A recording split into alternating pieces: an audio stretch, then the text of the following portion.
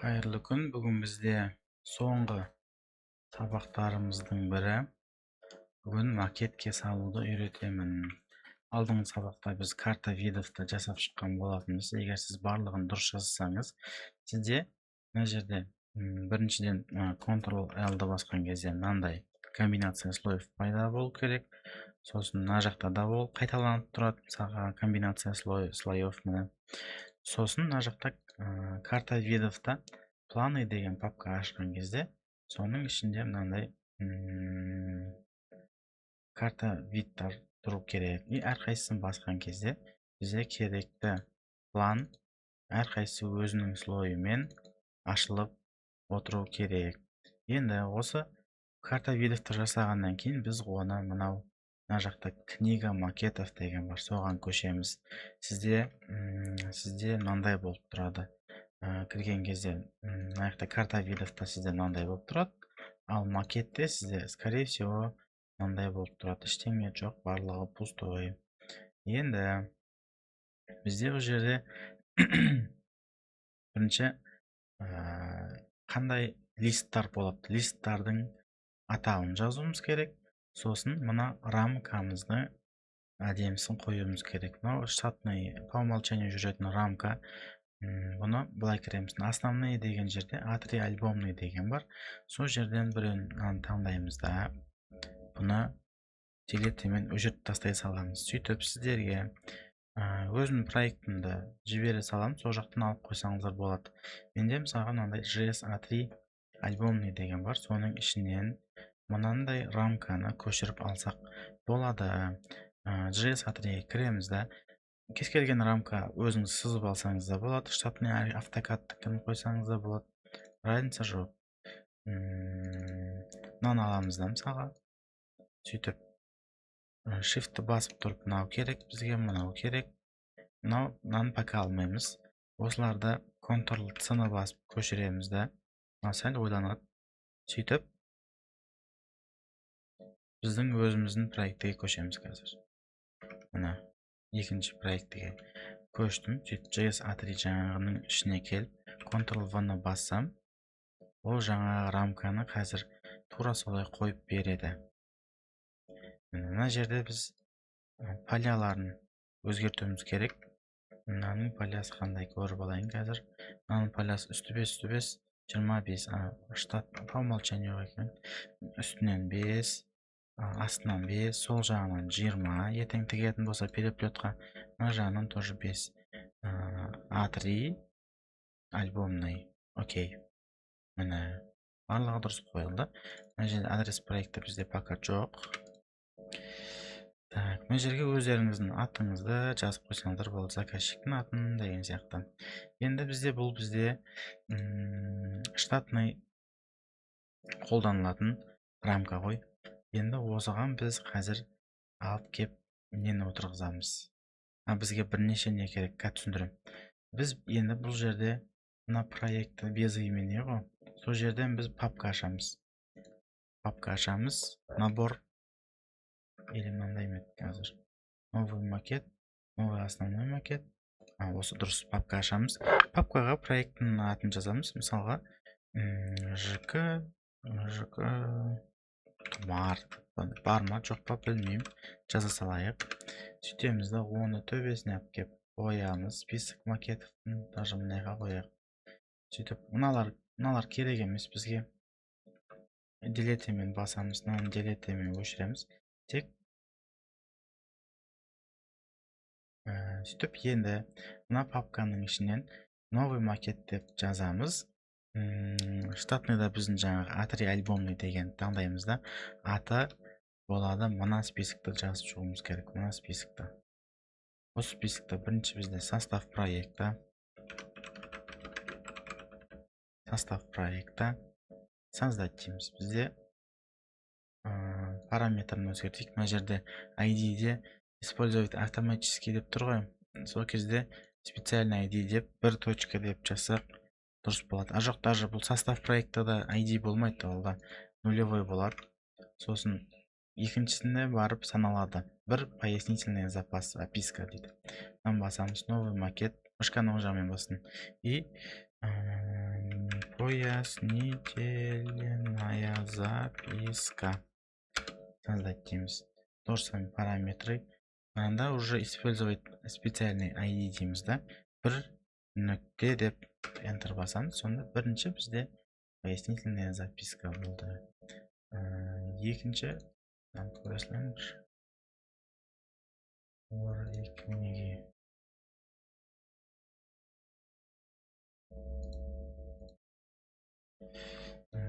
Көресілер.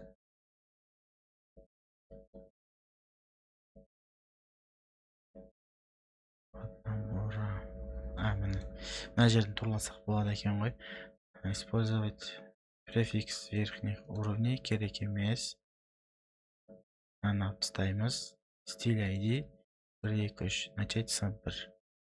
Окей. Десек.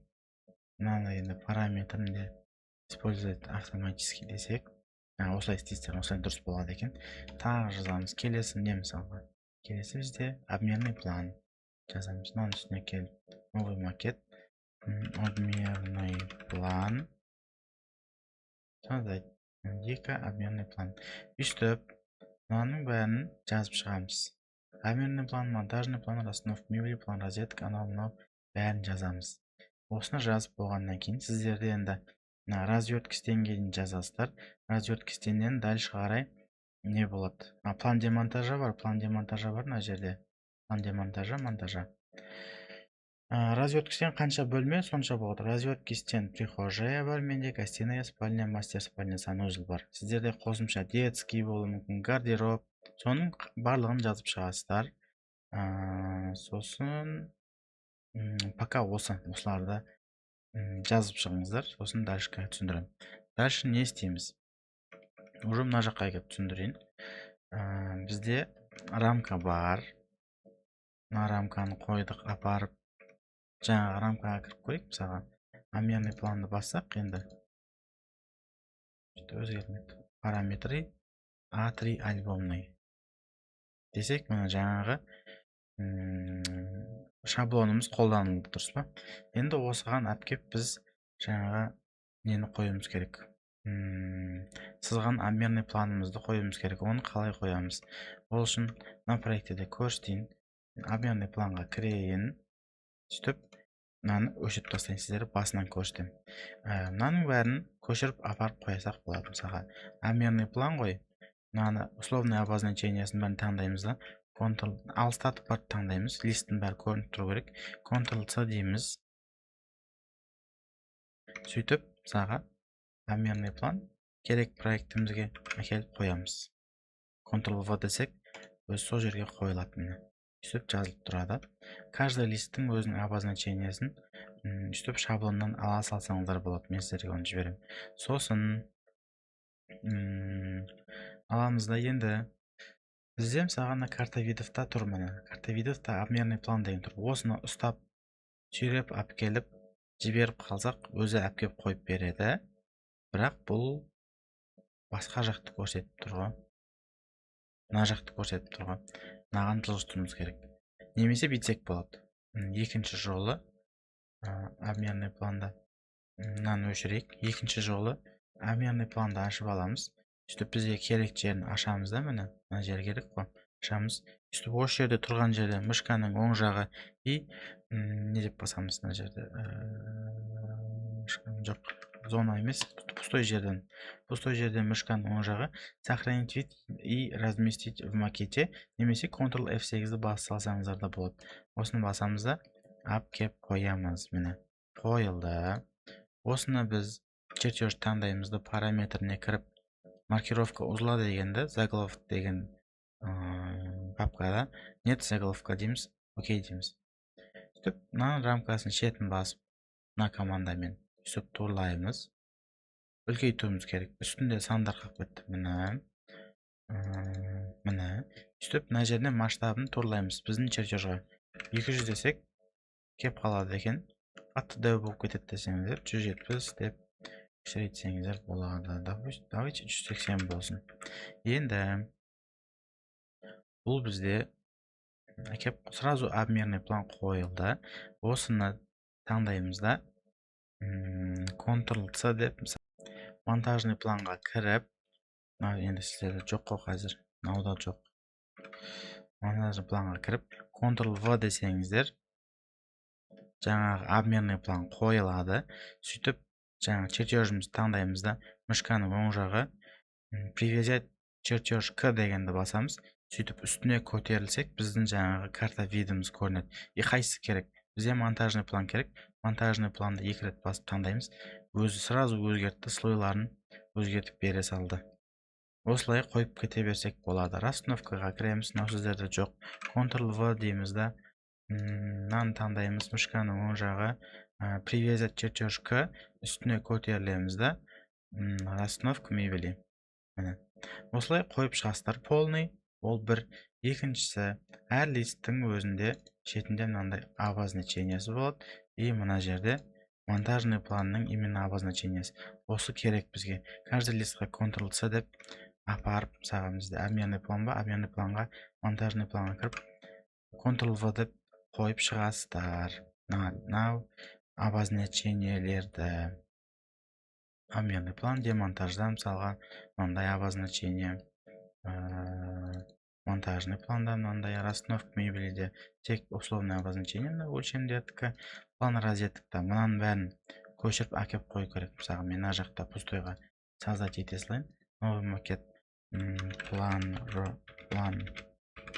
розеток деп жазамын да, бұның параметріне кіріп A3-ге көшіремін, кей деймін. Сөйтіп, маған план розеткта мынаның бәрі керек. Мынаның бәрін таңдаймын. Чертеж керек емес. И Ctrl-C деймін да, ойланады. Толық ойланып болғаннан кейін көшемін да, Ctrl-V деп қойсам, мына розетканың бүкіл обозначениесі қойылды. Мына жазудың бәрін оқып шығасыздар. Бұл сіздерді қорғайтын жазу негізі. Мастерлердің бәрі оқып шығу керек. Сізде не жазылған біліп отыруыңыз керек.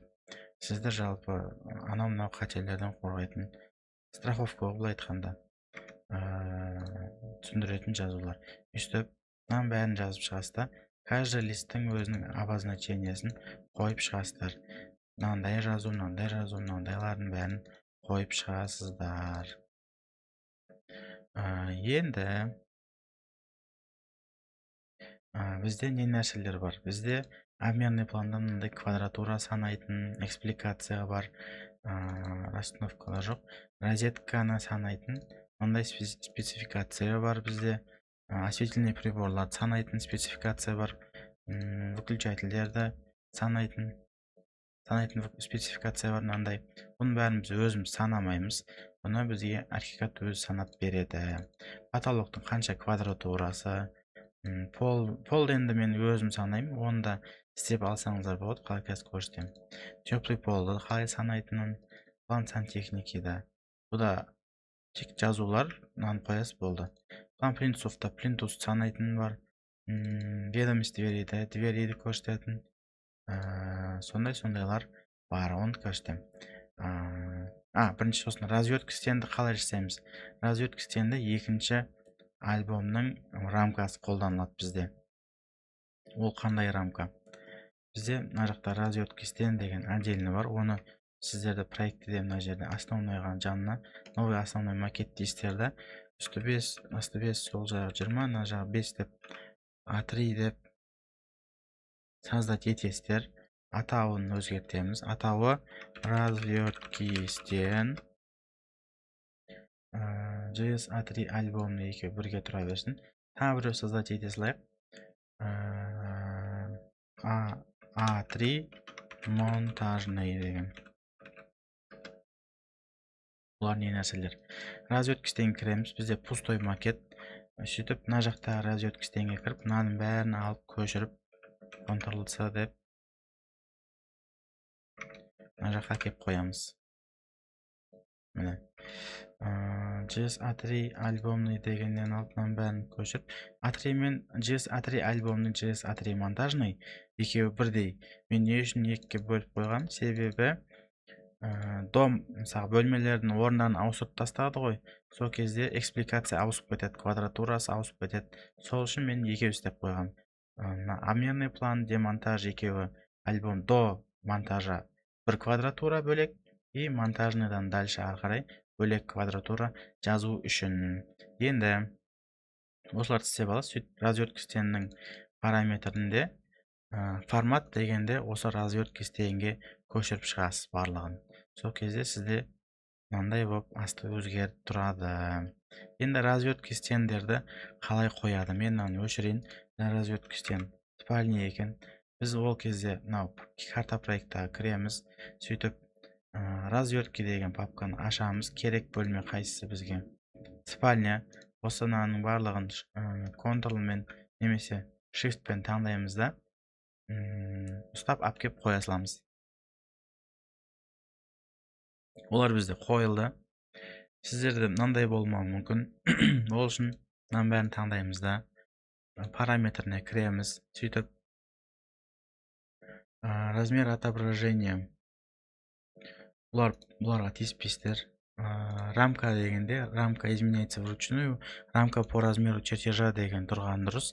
Заголовок дегенде басында сіздерде мынандай болып тұруы мүмкін. Осыны заголовок маркировка узла дегенге өзгертеміз. Стиль текста заголовкаға исокупевр высотасын 3, заголовок чертежаға кіреміз да, ол үстінде тұрады, ортасында тұрады. Так. Қандай? Қазір бір көріп алайын. Бұндай емес. Параметрға кіреміз. Стиль текста емес, заголовкқа кіреміз. Мынау бізде 10. Оң жаққа жылжимыз. Мынандай. Окей. Енді дұрыс болды. Болды, өмірмен көрсетіп шықты. Мынаның бәрін таңдаймыз, үлкейтеміз. Бұл примерно бір 200 сондай сияқты. Сөйтіп, мынаны сәл астына жылжытамыз. Мынаны соның тұсына қоямыз. Анда сөйтіп жылжытып әдемілеп қойып шығамыз. Болды. Мынаны сәл түсірейік. Развертка осылай қоямыз. Сөйтіп развертка астына мына жақта біз амерный планды қойдық қой. Осыны Ctrl-C-мен көшіреміз да. Развертка стенге келеміз да. Ctrl-V-ны қоямыз. Мына планды кішірейтеміз. Допустим, 80. Сөйтіп, бұны привязать чертеж к дейміз да. Мына жақта видтан схема разверток деген таңдаймыз. Бұл қай бөлме? Сол бөлмені кесіп көрсетуіміз керек. Сөйтіп қоямыз. Мына бұрышқа кеп қоямыз. Сонда 1 ол мына қабырға, 2 ол мына қабырға, 3 ол мына қабырға, 4 мынау деп түсінікті болу үшін. Бұл осындай кішкентай болып бір шетте тұрса болды. Развертка стенде енді басынан бастап түсіндірейін. Амерный планда мынандай экспликация дегендердің барлығын түсіндірейін. Енді экспликациялар түсіндірем. Амерный планда бізде мынандай квадратура санайтын экспликация тұру керек. Оны қалай жасаймыз? Ол өзінде негізі бар. Оң жағына кірсек, астыға түссек, бізде мына жақта сіздерде экспликация первый этаж деген бар. Соған кіресіздер. Мына жерде исокупевр высотасын 3 басты. Перенос тексті керек емес. Параметры схемыда сіздерде совпадает с зона дейді. Дұрыс, зона. Слой. Мына жерде сіздерде слой болмауы мүмкін. Мен қазір көре салайын басында. Карта видов бізде. Каталоги. Каталогида элементы и каталог стен, компоненты.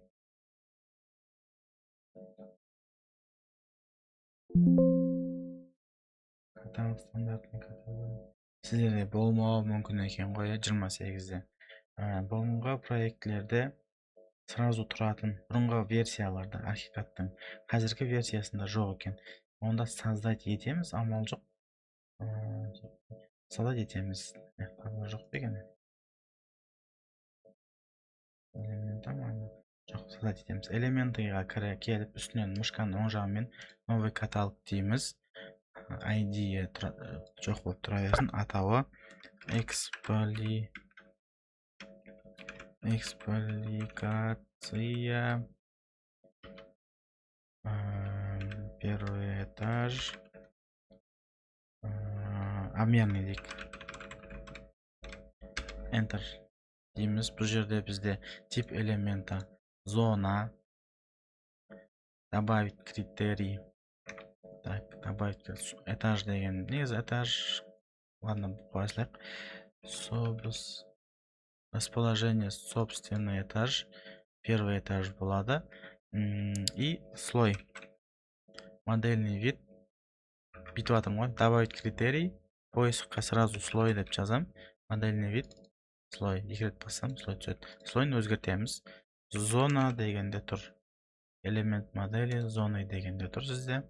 Сөйтіп астына аларды қойып шығамыз. Добавить поля дейміз. Біріншісі номер зоны. Номер деп жазамыз. Номер зоны. Екіншісі название зоны. Добавить поля название зоны. Үшіншісі вычисленная площадь. Добавить поля вычисленная площадь. Үстіп қоямыз. Окей дейміз. Сонда бізде элементіда экспликация первый этаж обменный деген шықты. Енді осыны біз ISO купюрға өзгертеміз. ISO купюр высотасы, допустим, 3. Сосын мыналарды номер зоны кіші бола берсін.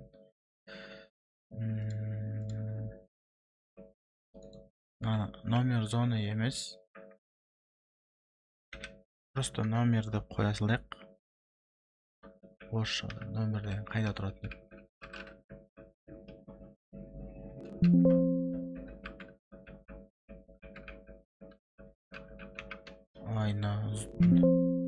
Номер деген таппай қалғансың.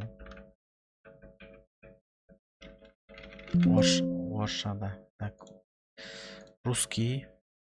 Шрифт 1, 2, 3, 4. О, міне номер деген таптым. Осылай номер дейсіздер. Название зоны сәл үлкейтеміз. Вычисленная площадь дегенге өшіріп тастайық. Метр. Сосын үстіне жазатын деген қайда кетті. Давайте метр квадрат емес, площадь деп жазылайық.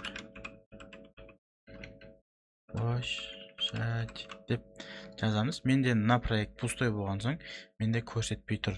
Бірақ сіздер істесеңіздер, айтпақшы мына жерде наименование номер. Мына жерде наименование болады.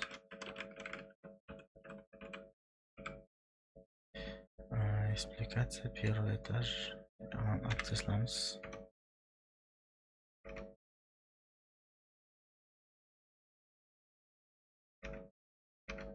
Істеген кезде сіздерде мынандай пайда болады. Так, сіздерде нөмірі и атауы площадьда сразу жазылып тұрады. Сөйтіп осыны мысалға былай қоямыз да, площадь деген көрінетіндей қылып.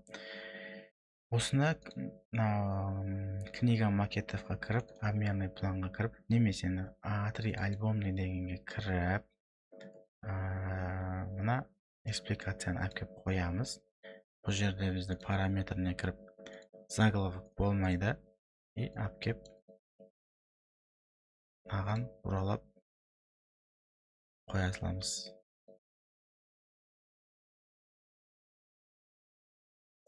Қойсақ сіздерде асылып қолын жазылып тұрады. Енді бұл обменный планда қойылатын нәрсе. Мен шетке қойып тастағым, өйткені бірақ бөлме мынандай площадьін шығарып жазып қойдым да, сразу сол үшін мынаны шетке шығарып қоя салғанмын. Так, дальше енді бізде не нәрсе бар? План демонтажада то же самое. Бұл жерде экспликация ештеңе жоқ. Демонтаж монтажды түсіндірем келесі видеода. Расстановку мебели. План розеток. Бұл жерде спецификация розеток дегенде мынандай спецификация тұрады. Оны қалай жасаймыз? Менде саған мынандай проект бар бұрынғы. Осы кезде бізде санайтын розетканы қолмен санайтынмын. 1, 2, 3, 4, 5, 6 деп. Ол уақыт алады.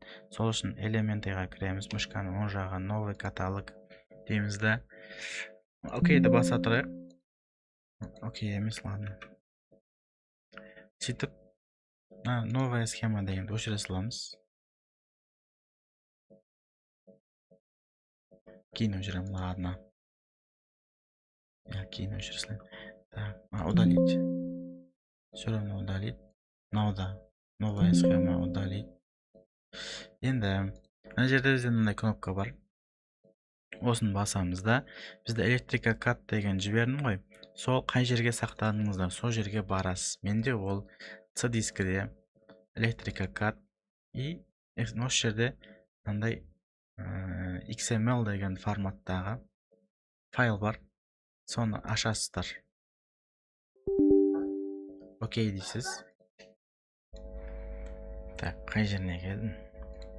Үстіп добавить етеміз да, мына жерде добавить критерий деп слой қосамыз. Себебі біз қазір слой қоспайтын болсақ, ол қазір розетка выключатель бәрін есептеп тастайды. Сөйтіп слойын розеткаға көшіреміз. Окей дейміз. Мынандай пайда болды. Мынандай кішкентай болуы мүмкін сіздерде. Оны қалай өзгертесіз? Суретті басасыздар. Мына жерде настройка масштабы деген кіресіздер 25 деп жазсаңыз, үлкейіп шыға келді. Енді бұның атауын өзгертейік. Параметрға кіреміз да. Атауы спецификация розеток деп жазамыз. Мынаның атауында спецификация розеток деп жазамыз. Енді клавиатурамда орысша әріптер жоқ. Сол үшін қате жазып отырмын. Так, енді стиль текстаны isocopyOver дейміз. IsocopyOver.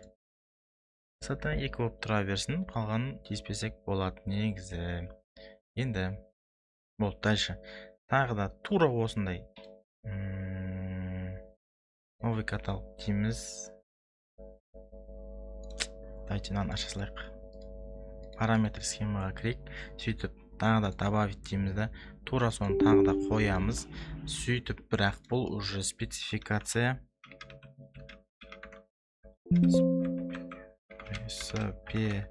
Спецификация выключателей дейміз да. Добавить критерий слой. Бұл бізде выключатель дегенге қоямыз. Окей. Енді бізде бұл тек выключатель санайды. Мынаны то же самое басып, настройка масштабы чертежа 25 дейміз. Сөйтіп, мынау тоже isocopyOver болады. IsocopyOver. Текст 2 болып тұра берсін. Болды. Енді жаңағы кіреміз. Мысалы бізде спецификация розеток деген бұл жақта әлі жоқ екен ғой. Мына жақта мысалы спецификация розеток деген бар. Мынаны мен өшіріп тастайын. Сөйтіп мына жақта кіремін да. Жаңағы спецификация розеток деген бар ғой, соны әкеп қоямын.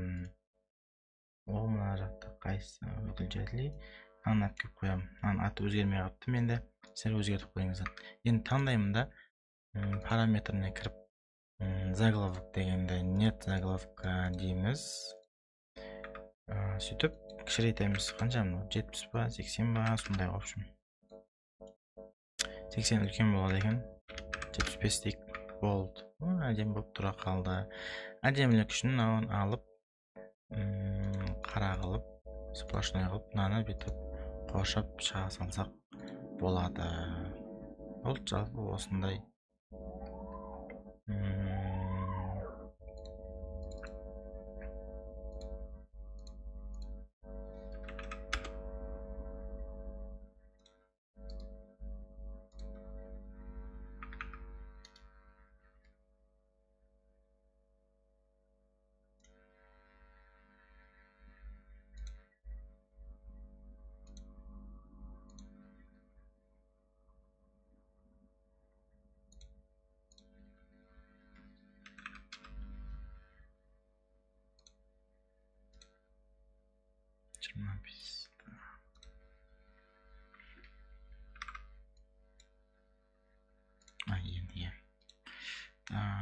Нет заголовка. 75. Болды, сөйтіп қоясыздар. Выключатель тура сондай. Спецификация выключателиге жаңағыны екіншісін алып келіп қоясыз. Менде уже тұр, бұны теспей қоя салайын. Мынаның бәрін көшіріп қоясыз. Выключательді настройка жоқ, розетканы айттым. Осветительный прибор. Енді мына екеуін қалай жасаймыз? Оны мен қазір ол жоқ проектке кірейін.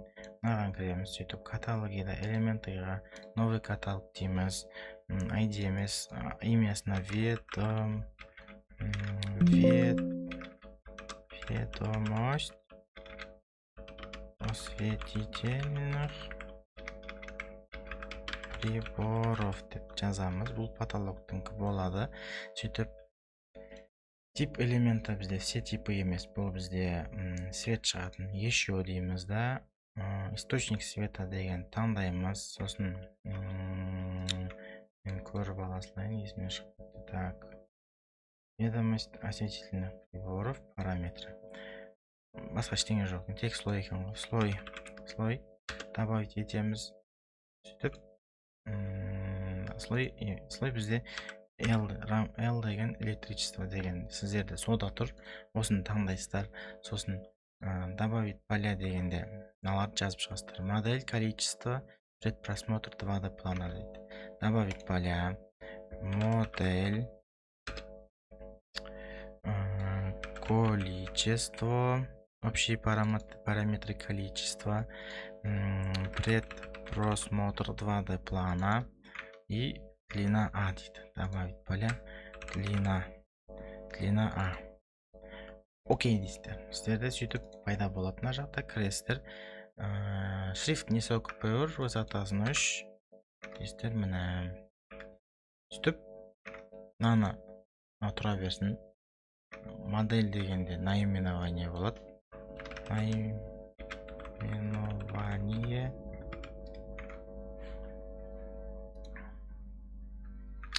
И количествосы өзгермейді. Мынаны сәл өзгертіп, туралап шықсаңыздар болады. Мынаны мысалға ISO копиорға көшірсек. ISO копиорға көшіріп 3 қылсақ, міне әдемі болып тұра қалды. 2D планы предпросмотр емес, предпросмотр деген өшіріп тіресақ болады. 2D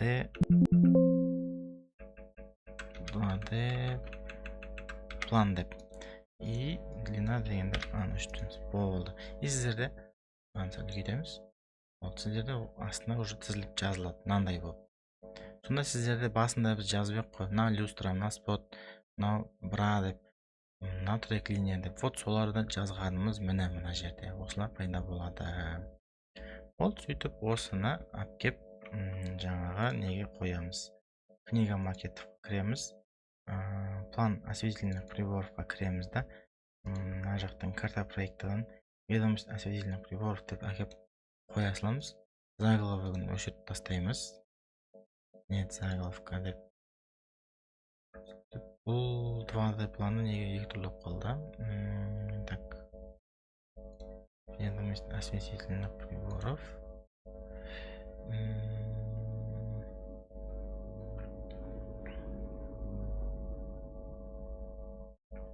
Демнеқті амьяны планда тұрған соң ба.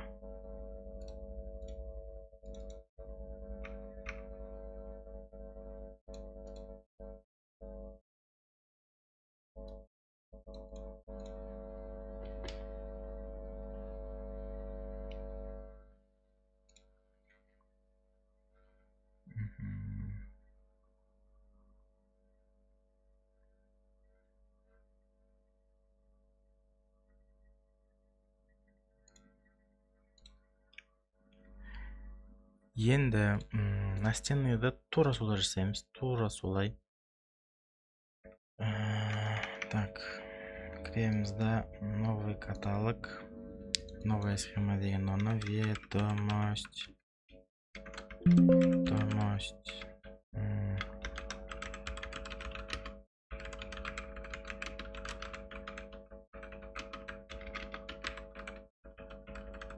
Деп жазамыз. Окей дейміз. То же самое еще дейміз да астына түсіп. Источник света. Параметры. Источник света. Добавить слой. Слой бізде уже настенный. Бұл жақта болса жоқ қой айтпақшы.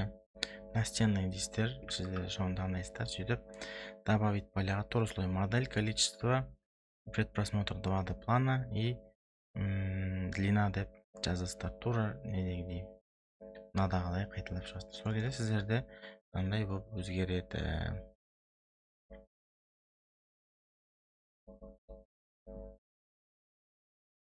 Сөйтіп осыны алып келіп жаңағы осветительных приборовтың планына алып келіп қоясыздар. Сіздерде бірақ бір ерекшелік, план осветительных приборов деп мен қазір бәрін бір планға жасадым да, настенныйды да, потолочныйды да, өйткені қатты көп емес, бір-біріне мешать етпейді. Ал сіздерде егер настенный бөлек, потолоктың бөлек қоштаймын десеңдер, тағы да макет создать етесіздер. Новый макет деп и плана настенных осветительных приборов деп жазып создать етесіздер. Сөйтіп мына жаққа уже карта видовтан настенныйды бөлек алып келіп қоясыздар. Немесе бүйтсеңіздер болады. Егерде мысалы кейде пландар болады. План карнизов деген аз кездеседі. Мен сол үшін уже қанан жазбадым. Бірақ егерде план карнизов, план декора потолка дейтін нәрселер бар болатын болса, оны былай модельге кіресіздер да, настройларды өшіресіздер, слойын скрыть слой. Сөйтіп қай слой керек, Ctrl-L-ді басасыз, ашып аласыз. Қай слой керек болса, Alt-L. Мына жақта уже ол жоқ мысалы. Alt-L, декор потолка деп ашып аласыздар. Мен енді пока что потолокты ғана аша салайын. Сіздер сөйтіп ашасыздар, міне потолок пайда болды. Осы тұрған жерінен Ctrl-F8 деп әкеп қоя саласыздар ғой. Бірінші алдын ала таңдап алуларыңыз керек, қайсына қоясыздар. Саған мынау настенный емес, план Galtelli деген план макет болатын болса, осыған әкеп қоя саламын. Сөйтіп мынаның параметріне кіріп, net заголовка деп заголовогын өшіріп тастаймын. Ол сөйтіп торлап бүйтіп, сәл үлкейтіп 180 деп қоя саласыздар. Сол ғана. Менде настенный деген жоқ, сосын өшіріп тастаймын. Мына екеуін түсіндірдім қалай жасайтынын. План выключателінде мынаны түсіндірдім қалай жасайтынын. Разводкада спецификация жоқ. План потолковты қалай санаймыз. Бұныңкі жаңағыдай тура элементіға келіп, мышканың оң жағымен новый каталог дейсіздерді, эмульсия потолка деп жазасыздар жаңағыдай атауын. Сөйтіп оның параметрін мынандай. Тип элемента бізде перекрытие деп таңдайсыздар, мына жерден перекрытие. Добавить критерий деп слой деп добавить етесіздер да, слойына потолок дейсіздер. Сосын ID элемента деп добавить критерий ID элемента деп қосасыздар да, содержит деп басасыздар да, содержит деп, и мына жерге потолок деп жазасыздар. Сөйтіп астында добавить поля ID элемента, добавить поля площадь верхней поверхности. Үстіп жазсаңыздар, сөйтіп мына жерге екіншісінен мынандай галочка қоясыздар. Болды. Сөйтіп окей десеңіздер, сіздерде мынандай пайда болады. Енді мынау сіздерде пайда болмауы мүмкін. Егер сіздер потолоктың планын жасаған кезде, мен сіздерге оны көрсетпедім ау деймін. Енді біз мына потолокты сыздық қой перекрытиямен. Енді каждый перекрытияны таңдаймыз. Мына бөлме, мынаны таңдаймыз, мынаны таңдаймыз, shift басып тұрып, мынаны таңдаймыз, shift басып тұрып, мынаны таңдаймыз. Сөйтіп таңдап болғаннан кейін барлығын бір бөлменің ішін таңдап, параметріне кіреміз да, ID категории дегенде потолок сызықша спальня гостевая деп қай бөлменің атауы соны жазып қоямыз. Окей дейміз. Мынаны таңдаймыз, мынаны таңдаймыз, мынаны таңдаймыз. Мәл таңдалды. Параметріне кіріп, потолок сызықша кухня гостиная. То же самое. Мынаны таңдаймыз, мынаны таңдаймыз. Штор таңдаймыз. И параметріне кіріп, потолок сызықша мастер спальня деп жазсақ, ол бізде өзі осылай санап береді барлығын. Осыны алып кеп, план потолковта макетке, мына жақта макетте план потолковқа келіп, мына жақтан эмульсия потолка деген алып кеп қоя саламыз. Болды. Мынаның бәрін көшіріп алып қоясыздар, мынаны да қоясыздар. Alt-L мен сразу план потолковта сызып көрсете салдым. Олай жасауға да болады, бірақ санаған кезде сызық болғаннан кейін мен өзім өлшеп қосып есептеп беремін. Кейін сұраса. сұрамаса осылай кете салады. Бұл енді бұл кісі маған сәл аздау ақша төледі. Сол үшін басында айттым, материал санамаймын дедім. Окей, хорошо деді өзі. Ал егер негізі студияда жұмыс жасаңыздар, онда сразу санап бергендеріңіз дұрыс болады. Енді тіке клиенттің өзімен жұмыс жасадым, сол үшін ақшасы аз берем дегеннен кейін мен уақытымды үнемдеу үшін солай айттым. Енді план полада жаңағы біз мынандай жазып шықтық қой. Мен енді өзім қоса салам, мынаны қосамын. Сөйтіп мына жерге ламинат деп мына сызық көшіріп ақырып қоясыздар. Ламинат деп квадратурасын жазып қойдым. И каждый бөлме мысалға көп кухня бізде керамогранит 600-ге 600 жақшаның ішіне кухня мынанша квадрат деп, перехожая керамогранит, мелкая мозаика деп санузелдікі 600-ге 600, санузел квадратурасын жазып шықтым. Мынаның бәрін қоясыздар. Теплых половтан мынандай санайтын бар. Оны қалай жасаймыз? Теплый пол деп создать етеміз. Элементы, новый каталог. Теплый пол деп создать етеміз. Параметрінде мына жерде добавить критерий дейміз да, слойды қосамыз да, слойын теплый пол таңдаймыз. И мына жерде тип элемента сізде тұрады. Бұл жерден сразу штриховка деп таңдайсыздар. Сөйтіп астында добавить поля дейміз да, ID элемента и площадь дегенді қосып, площадьтың астына мынандай тура осылай басып қойасыздар. Окей десеңіздер, сіздерде мынандай пайда болады. Енді бұл пайда болмауы мүмкін бір жағдайда тек қана теплый полдың мына жерінде таңдап, қай бөлім прихожка, штриховканы таңдайын, параметріне кіремін да, ең астында свойства ID дегенде прихожая деп жазып қоямын. Мына жерінде санузелдікіне кірем, ID санузел. Кухнянікіне кірем, кухня, ID-не кухня деп жазып шықсам, сіздерде осылай көрсетіп береді. Енді дальше план сантехники. Бұл жерде ешқандай спецификация жоқ. План плинтусов. Плинтус санайтын бар. Оны қалай жасаймыз? Плинтус. Бұл жерде новый каталог дейміз. Плинтус деп жазамыз. Сөйтіп параметріне добавить критерий екі рет жазамыз. Біреуінде слой, біреуінде сложный профиль дейміз да. Мынауында стена, мынада слойында плинтус таңдаймыз. Сөйтіп сложный профильде қай профиль? Біз плинтус менде 100 мм, сіздерде 120 деген болуы мүмкін. Қайсысын санау керек, соны таңдайсыздар да. Сосын добавить поля деп 3D длина деген таңдап, жанына мынаны қоясыздар, мынаны былай басасыздар.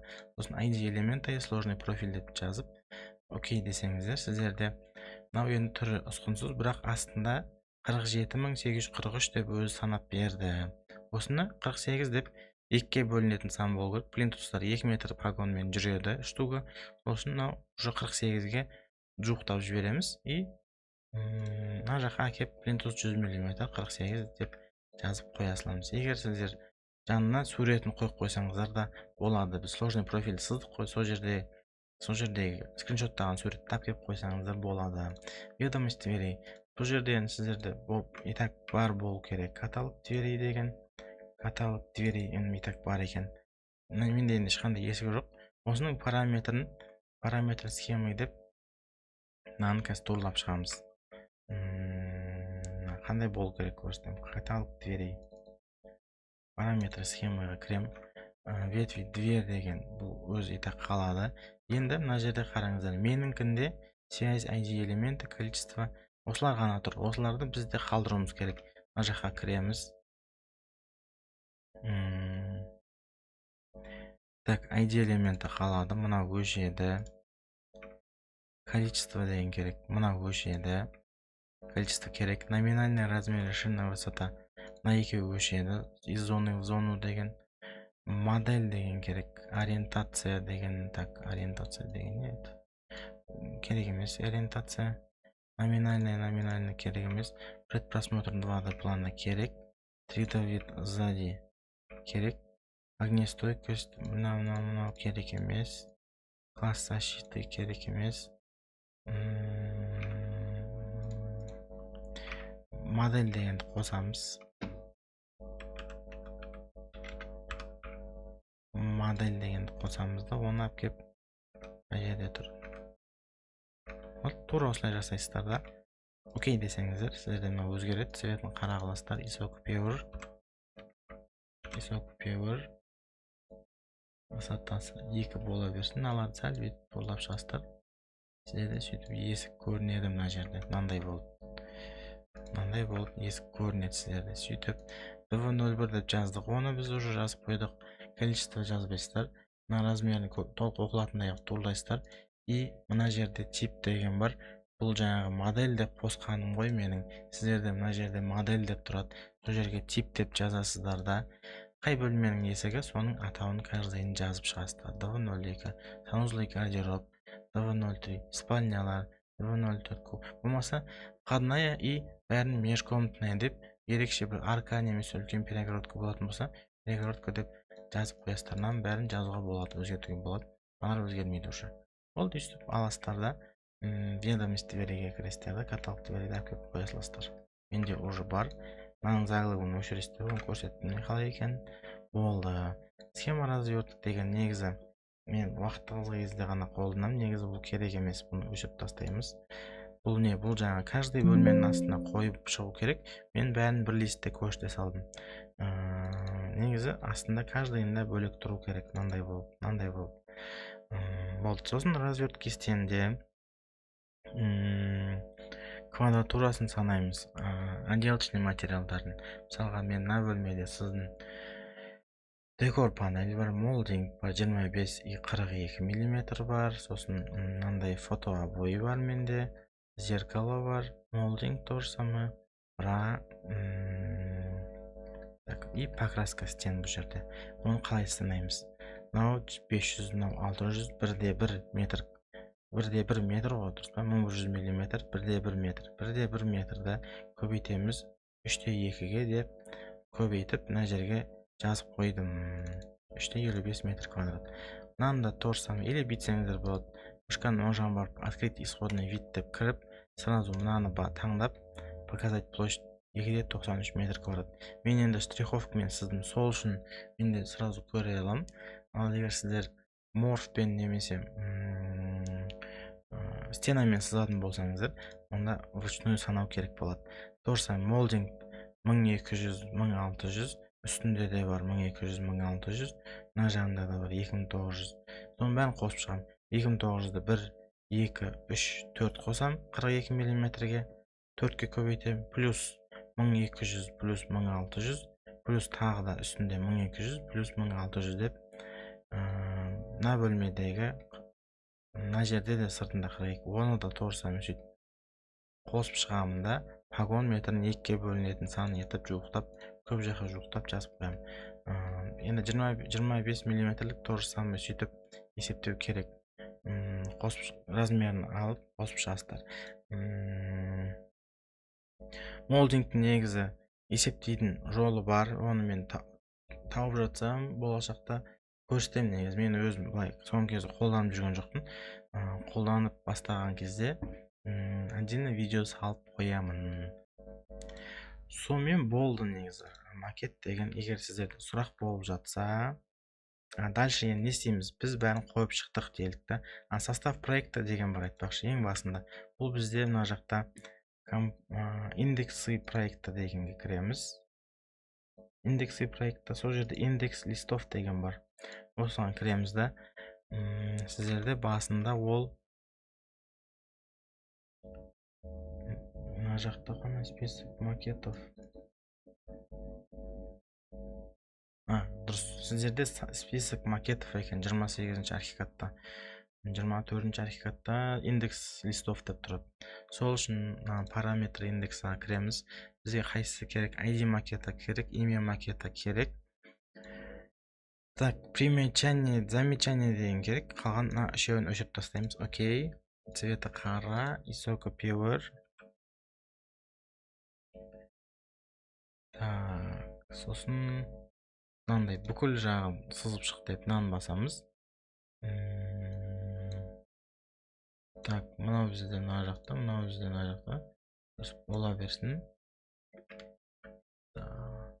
Высотасы что-то кішкентай сияқты, я. Үш қылайық. ID макетов емес. Лист деп жазамыз.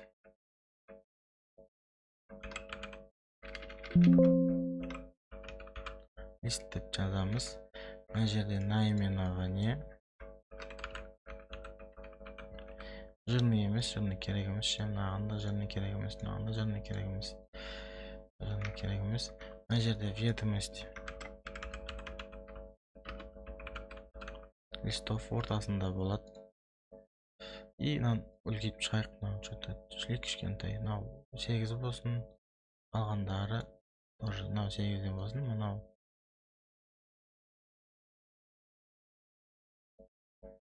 кішірейтсек болады бүйтіп. И мынаны барынша үлкейтеміз.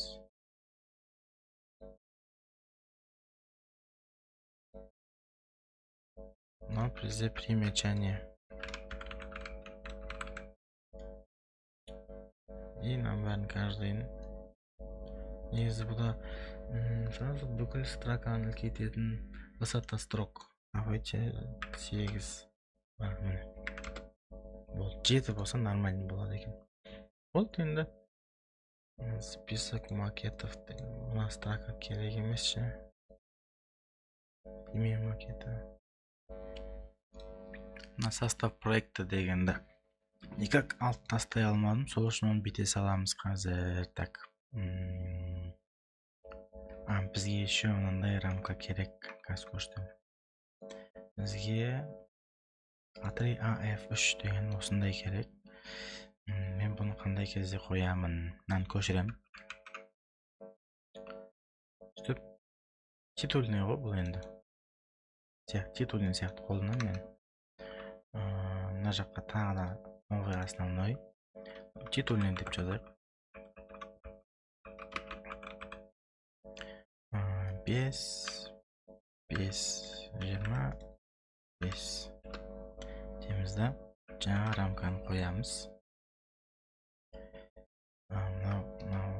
Так, параметры A1 болып кетіпті, A3 қоямыз. Енді состав проекттаға сол титульный листті қолданамыз. Окей. Состав проекттаға кірсек, міне енді мынаның заглавығын алып тастаймыз. Қоямыз. Сөйтіп Ctrl-Shift деп астыға түсіреміз. Мынаның үстін кесеміз бүйтіп. Мынаның астын кесеміз. Состав проекта деген тұра берсін. Состав проекттардан кейін, уже мынадан кейін бастаймыз. И болды.